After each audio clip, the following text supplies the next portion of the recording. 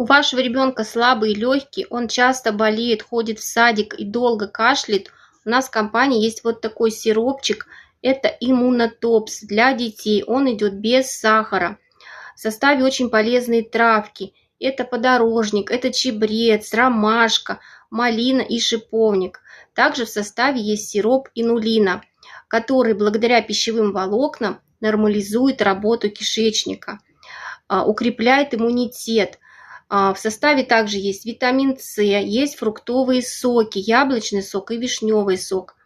Рекомендовано деткам по 1-2 чайные ложечки в день. Можно пить с водичкой, можно добавлять в чай, либо с едой. 1-2 чайные ложечки в день достаточно.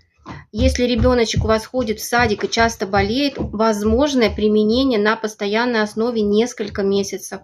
Возьмите на заметочку, мамочки.